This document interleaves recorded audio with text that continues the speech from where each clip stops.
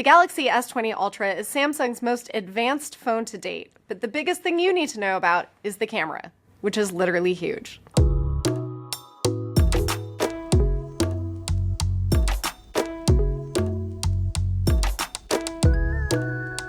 Let me back up and set the stage for a minute.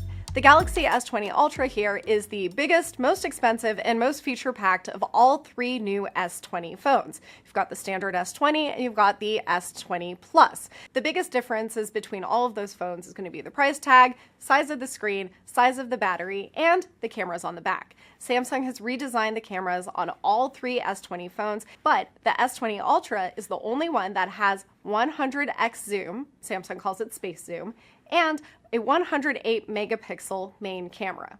There's also a 40 megapixel camera on the front, which is different than the other two phones. All the rest of the core specs are going to be pretty much the same, including Android 10 with Samsung's One UI version 2. You're also going to have a Qualcomm Snapdragon 865 processor, 5G on all phones, although on the S20 it's a little bit different in the States. They all shoot 8K video, and they have an optional 120Hz screen refresh rate, which basically makes everything a lot smoother, like gameplay and animations and scrolling. We're going to talk about all that later. But right now, I want to get back to the most important part, which is the camera. All you have to do is look at the back of this phone to see that Samsung means business. Now, the main camera can take 108 megapixel photos, which is absolutely enormous, but Samsung is using something called pixel binning, which basically combines 9 pixels into 1 pixel. So if you take a picture in the default automatic mode, you're actually going to get a 12 megapixel camera. If you do want to take a 108 megapixel photo, and from now on, let's just call it 108 because it's easier to say, if you want to take one of those, you have to go into the actual camera settings and select it. Why do you want to take photos this big anyway? The idea is that you take your picture, and then when you crop into it to just perfect the shot, you get a lot more detail than you would if you just take a normal photo. So I tested this out again and again. I've taken over 100 photos, and I found something really interesting. I thought that when I would take this 108 photo, I could get really close, like the grain of my jeans or robe, or like right in the middle of a flower, and get like extraordinary detail. But I found it's a lot better if you don't try to use it as a macro lens. The sweet spot seems to be taking a photo either in the mid distance or a little bit further out and then cropping into it later, so it's not something you're going to use every single day for everything that you shoot. I actually got some really incredible photos shooting in 108, things that I didn't expect. For example, I leaned out the side of a taxi window, shot this picture of sort of like this statue in San Francisco, and then I wound up cropping all the way into it, like really, really far, and I thought it was so beautiful, I wound up using it as my wallpaper, and I love it. I can't stop staring at it. I'm so proud of myself.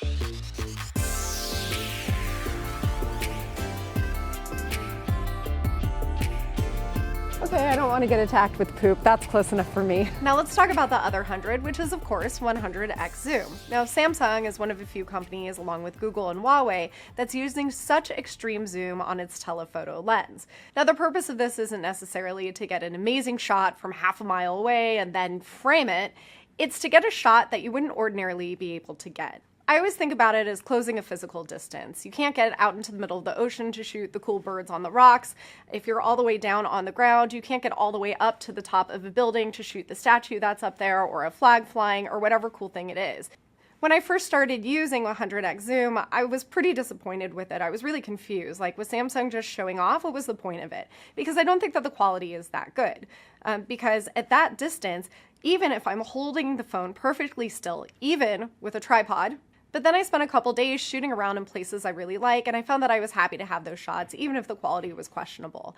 I think that most of the time you're going to get better photos if you're using 4x zoom, 10x zoom, even 30x zoom. But if your friend is paddleboarding in the middle of the ocean and you're able to grab that shot and send it to them, you're going to be happier that you have it rather than not having it. In the last couple days, I've taken an uncomfortable number of selfies, and I think that the quality is really good, and I really like that there is an ultra-wide angle lens option. It just makes it a little bit more natural when I've got a buddy in the shot or I'm trying to get more of my scene. There is one particular shooting mode that I need to call out. It's called single take. This is basically a mode where you press and hold on the shutter button for like 10 seconds, and it takes a series of photos, up to 10 photos and up to 4 videos of whatever's happening. So the idea is that you press one button and you get all of these great photos. I was not convinced at first, because I think that the composition of a lot of these photos is less precise than what I would actually want when I'm taking a photo. Plus, you have to be premeditated about using single take, so you've got to switch over to that mode and then prepare and then take your shot. But what I realized is that it's actually pretty useful if you've got one opportunity to capture the moment, capture something cool. All right, I'm ready. Okay. For example, I ordered this fancy drink at the bar. I knew it was going to create a lot of smoke, a lot of drama, didn't want to miss my moment. I used single take and I got photos and videos that I actually like and I actually want to share. So single take, like 100x zoom and 108, is not a feature that I think I'm going to use every day, but knowing it's in my arsenal, I will at least reach for it when the time is right. I can say the exact same thing for 8K video. That is a feature that is on all of the Galaxy S20 phones, and I used it. I was really excited at first because like, wow, 8K video, super high resolution, but I think that there are a few problems with it. So first of all, it shoots at a lower frame rate, 24 frames per second.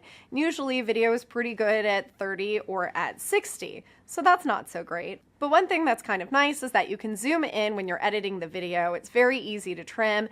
Now, another problem with 8K video is, great, you're creating it, but what are you going to do with it now? Online platforms don't really support it yet. They're just starting out. 8K TVs are expensive and there just aren't that many of them. So you're creating this content for what? And most of the time, you're going to have to drop the resolution down to share it anyway. So for example, I was at the aquarium shooting these amazing creatures, and if I wanted to share the video on Twitter, I'd have to drop it down all the way to 1080p. But at the end of the day, the usefulness of 8K on a phone like this is going to be cropping in and retaining that detail. So camera quality overall, really, really good. This is an excellent camera. We're gonna wrap it all up at the end, but let me tell you about a few more important features first.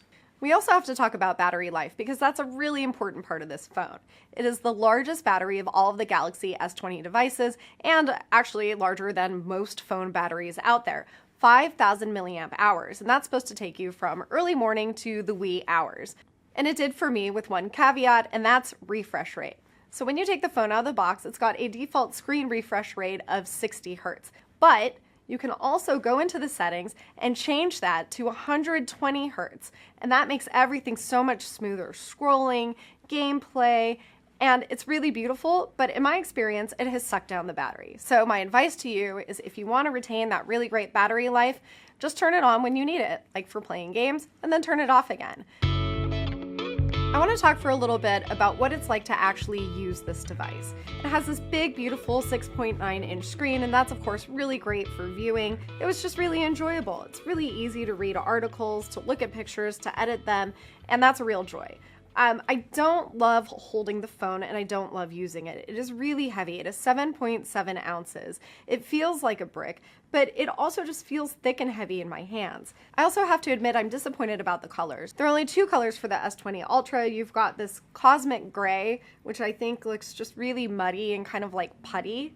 It's just not very appealing or attractive. You also have black. I would get the black, but I would also get a case for it because in addition to covering up whatever color there is, it's also going to make the camera module flush with the rest of the case. So it's going to protect that area. Performance is nice and snappy on here with the Qualcomm Snapdragon 865 processor. You also have 2 storage options, 128 gigabytes, and there's a 512 gigabyte version for $1,600.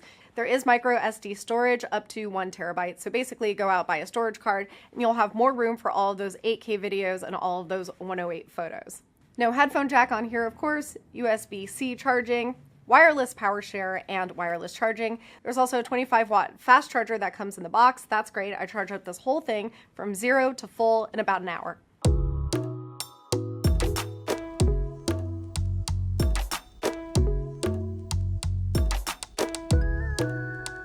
Do I think that the Galaxy S20 Ultra has amazing capabilities that are at the top of the class? Yes. Samsung is positioning the Ultra for creators, for photographers, and for people who want a really big battery and a really big, beautiful screen. I do think that with this device, Samsung is pushing the envelope and is trying to create some space between it and the iPhone. Do I think that ordinary people should get this phone over maybe the Galaxy S20 or even another device that's out there?